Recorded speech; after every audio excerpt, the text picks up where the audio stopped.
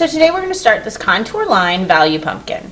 And we're going to review contour line, how contour line is the outline of something. It shows the surface of the thing that it's outlining. So if the surface is round, those contour lines are going to be more curved. If the surface is flat, the contour lines might be more straight. And so we're going to draw some pumpkins using contour lines showing the surface of the pumpkin. We're going to add some grass, maybe some background, something in the sky. And then we'll outline or go over our pencil lines with glue. So that's this white area that you see between the black.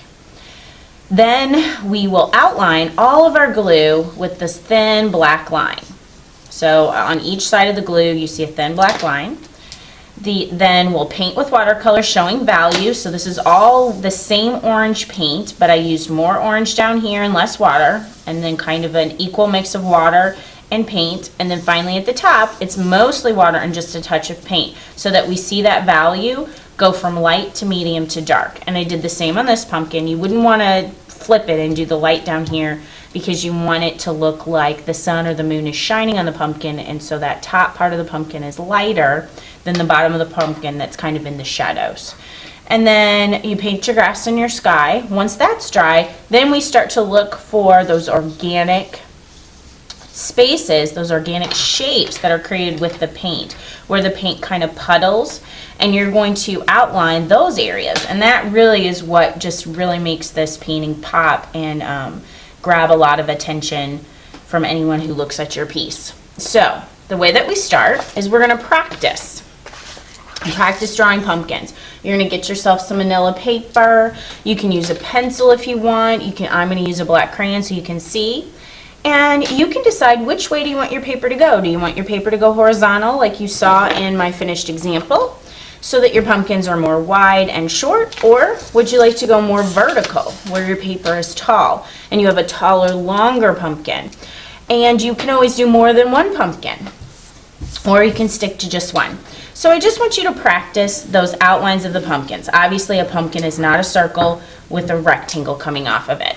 I want it to look much more realistic. So stems are usually bent somehow. They're somehow kind of almost a cylinder shape. They have a curve, they're round.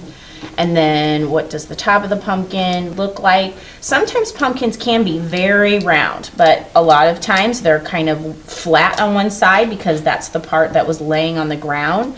And focus on the outline of the pumpkin, then add some contour lines on the inside, because the pumpkins do have these ridges in them that kind of show you the texture of them. So I just want you to practice on manila paper to get the feel for what you want your pumpkin to look like. And it's okay if it's not perfectly round, like right here, this is definitely not a perfectly round pumpkin, but add those contour lines. The pumpkin is round and curved, so these lines, these ridges that grow on a pumpkin should be round or curved in some sort. Add some overlapping grass. Think of something that you want to add in the sky. Clouds, moon. Maybe you want to add the vine to the pumpkin, something. So I want you to practice on manila paper. Once you kind of get a feel for what you want your pumpkin to be, then you're going to get your good white paper. Now remember, you only get one piece. It's nice, good, heavy drawing paper, so you want to make sure you get it right. Get some practice in before you move to the good white paper. You're going to write your name. Don't forget your name and the letter of the day that you have art, A, B, or C. You're going to flip it over. And I want you to draw light today because we're going to go over those pencil lines with glue. When glue dries, it dries transparent. You can see through it, and you'll be able to see your pencil lines through the glue. And then when we paint it even, the paint is watercolor and it's transparent. So I want you to try and draw pretty lightly so we can cover up or hide those pencil lines. So let's see, I think I'm going to do a couple of pumpkins.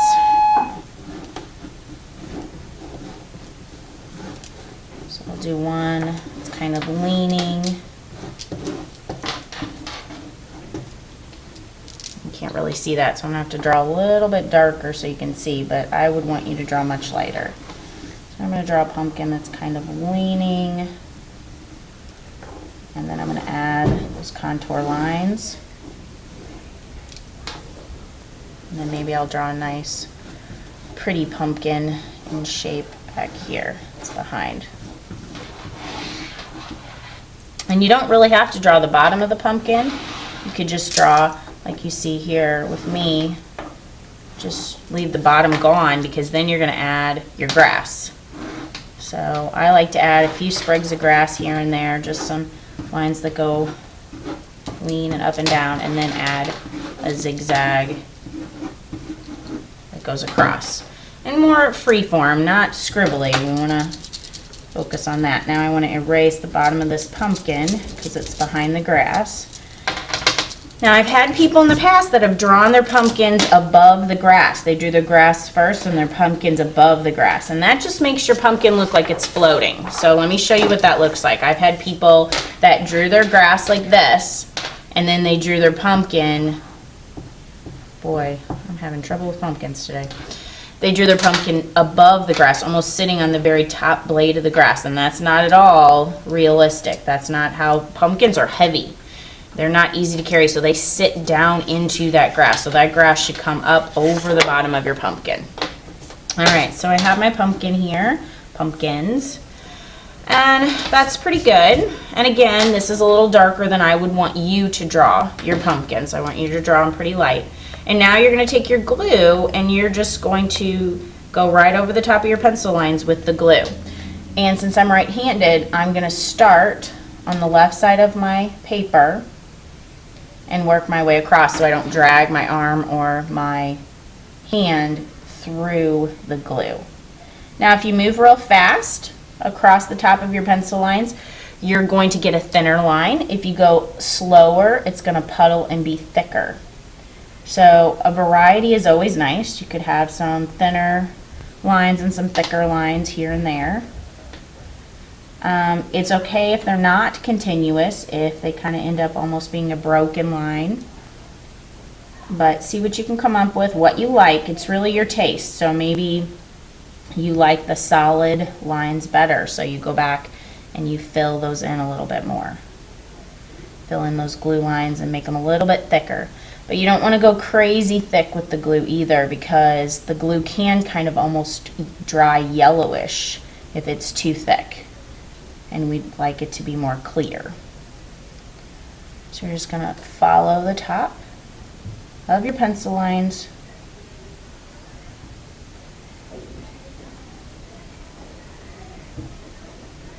And then, once you've gone over all your pencil lines with the glue, you are finished for day one.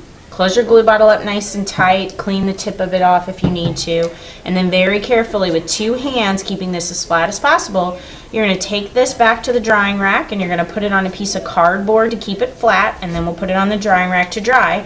And then the next time I see you, we'll start to outline our glue lines with ink. So now that your glue is dry, on the second day you're going to start to outline the glue with a thin, fine-tipped marker. And I want you to make sure you use a marker that works. If your marker is working in the beginning and stops working, please throw it away and get another one. I have plenty of these. Make sure you use a marker that makes a nice black line. And what we're going to do is we're going to trace both sides of the glue. So the glue has one outside. So if I'm tracing the outside of this glue, this is the outside of the glue. But then there's another part on the inside of the glue. So you'll be tracing both sides of the glue. And I want you to think of tracing this glue like you're tracing a tagboard pattern. I've shown you in the past that if you hold your pencil or pen like you're writing with it at an angle, it slides under the tagboard pattern. Well, the same thing's going to happen with the glue. You want to keep your the pen today straight up and down so you run right along the side of the glue. So I'm going to get real close. So hopefully you'll be able to see. There we go. You can see the glue a little bit. You can see mine's really bumpy. So when you trace, you're going to trace on one side. And I like to keep my pen straight up and down, so I just follow right along the edge. And then you're going to go back and you're going to do the other side of the glue. So basically you're drawing two lines, one on each side. So every glue line that you did, you have to take your time and trace each one. And if it has, you can get to the end, then you go around the edge or the end, and you keep going. Now, you might actually kind of cross over the glue line like I did right there, and mark on top of the glue and cross over it. And you might do that a couple of times, and that's okay. Try not to. Try to take a deep breath and not let it bother you too much. But just try to keep your pen right up and down vertical, straight up and down perpendicular, and just follow the edge of the glue. And I've already crossed over the glue as I'm telling you about this twice or 3 times here. So sometimes the glue is real thin in areas and it's real easy just to draw right over the top of it. If it's a little bit thicker, it's easier to kind of stay on the outside of it and not cross over. But you're going to have to go over around both sides of the glue. So that's going to take you a little bit of time, especially if you did a lot of little details and you have a lot of glue. Then you're going to have to go around the glue quite a bit, and it's going to take you almost the whole art class. Whoops, that was a big mistake. I wasn't paying attention, and my pen is starting to go a little gray, so I'm going to switch out and get a different one. Make sure you use a nice pen that's marking a nice black line. But I wasn't paying real close attention, and I crossed over, made a big old mistake right there. So there's no erasing the ink, so just have to let it go and move on, unfortunately. I wish I hadn't done that, but sometimes you make mistakes.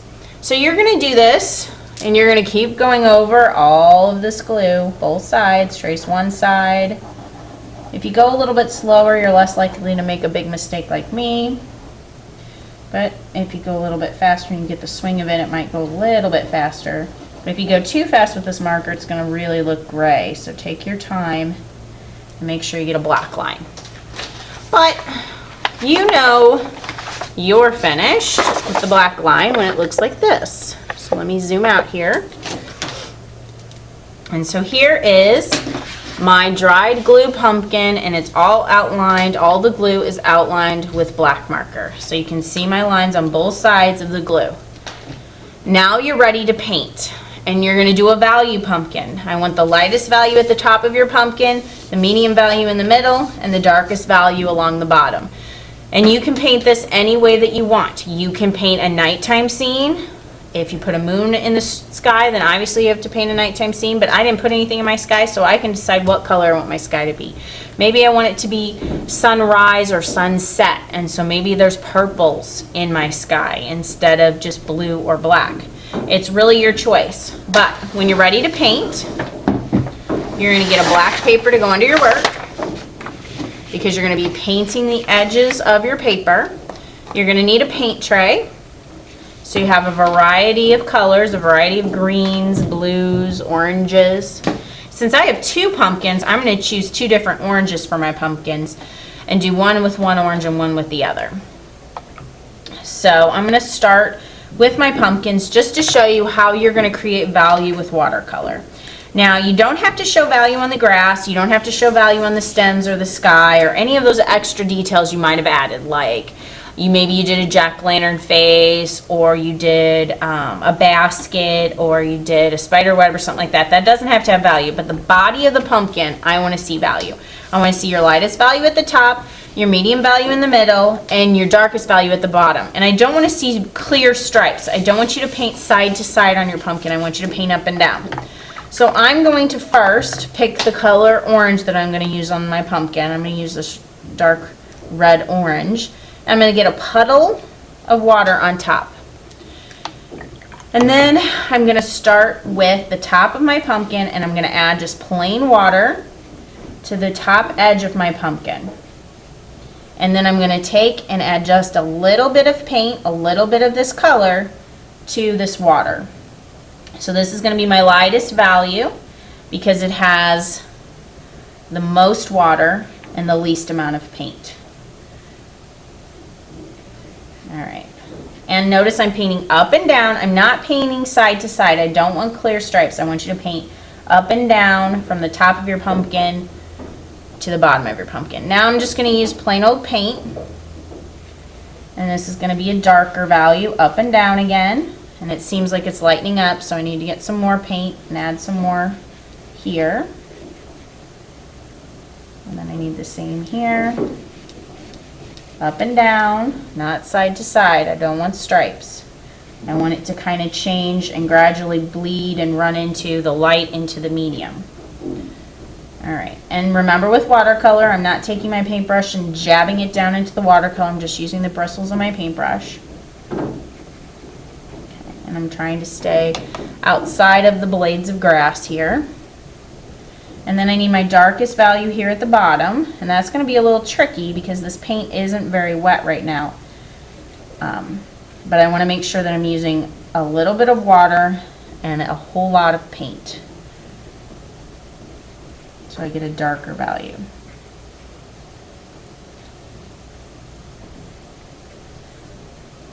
Now, after you get the pumpkin painted, look at it and check and see that you have 3 clear values, because if I can't tell, if it only looks like you have 2 values, then you're not going to be able to get a complete grade or a complete high score on this.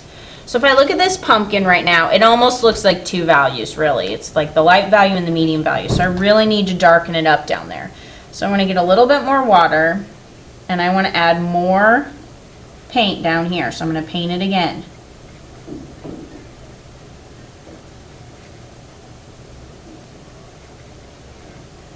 And once your paint kind of gets a little bit of water sitting on it for a while, it's going to loosen up, and it's going to really get moist. The paint's going to get pretty wet and moist, and then you'll be able to get a darker value. All right, so now I can see this is my dark value right here, and then my medium value right here, and then my light value at the top. So now I'm going to rinse my paintbrush off, and I'm going to use a different color. I think on this one I'll use the regular orange. So I'm going to get a puddle of water on there. And maybe this time I'll start dark value and work light, because there's no right or wrong way to do this, just as long as you clearly show light and dark value. And so I'm going to start with the dark value at the bottom, just to show you can do it more than one way, and use a lot of paint and a little bit of water.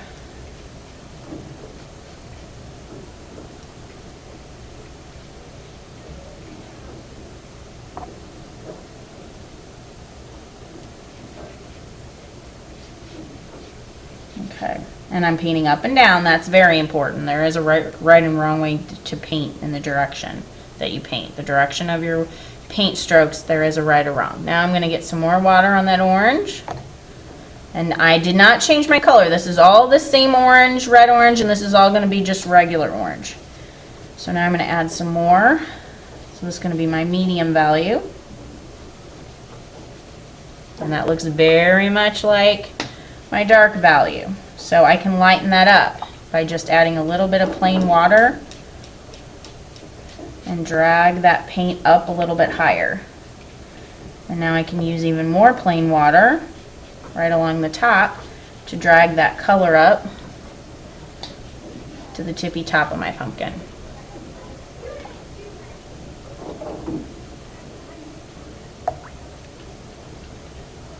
Alright, just like that. So, it's okay. I think it's pushing it a little bit. I really need some darker value down here. So I'm going to go back and add some more paint here at the bottom to darken that up and really show that clear change from dark to light, or actually dark to medium, not dark to light, I'm sorry. Oops, I dripped, so I need to get some plain water, water that down a little bit. Alright, so now I clearly have a dark, medium, and light value. So that definitely fits the objective.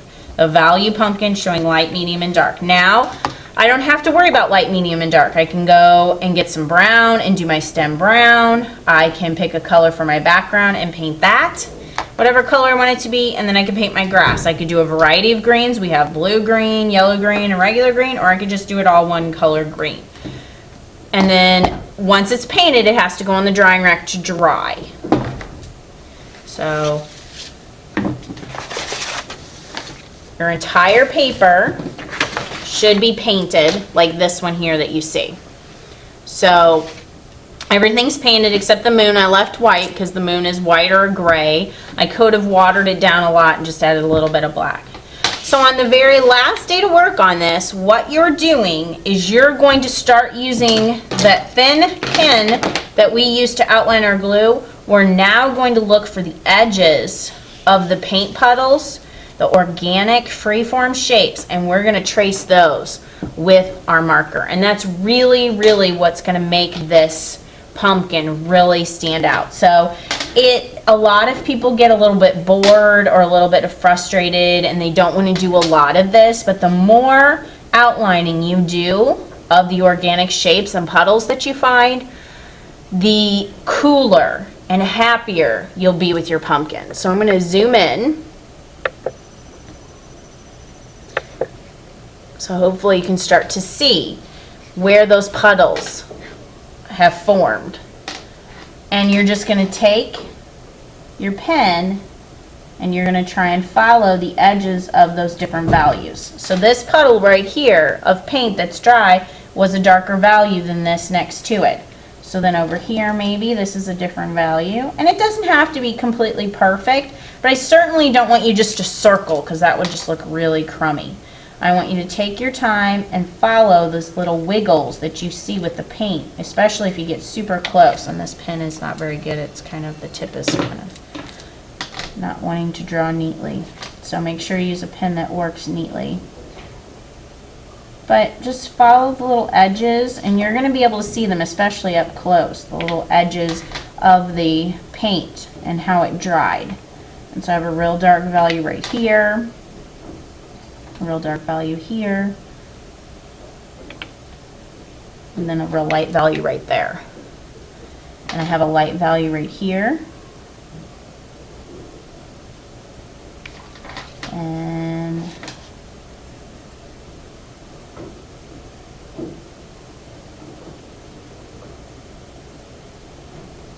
the more wiggly and freeform your line is, the more interesting your piece is to look at. So I have a dark puddle there, and I have a little bit of dark value there.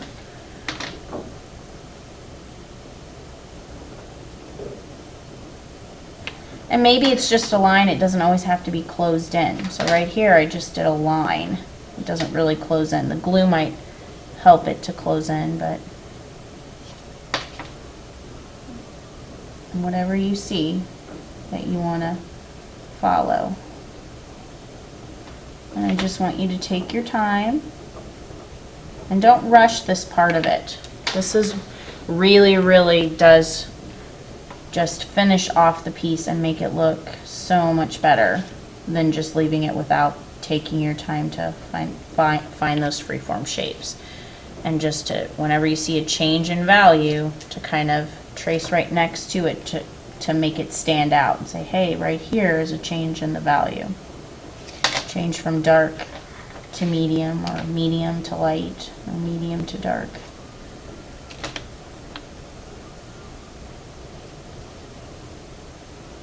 And you're going to keep doing this for what feels like probably forever to you, but you're going to keep tracing all of this value.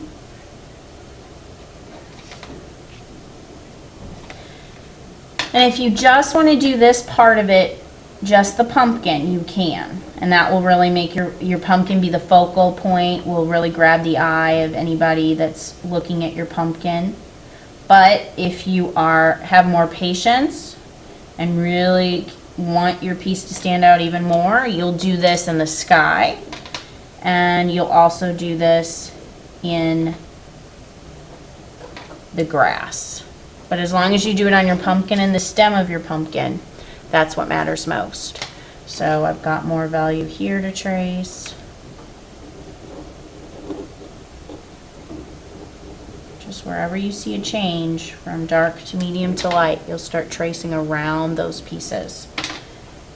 And sometimes you'll be able to see a big change and a big difference and maybe focus on those first, and then look at your piece, and if your piece could stand to have a little bit more lines added to it, then start to look for some that weren't as easy to find.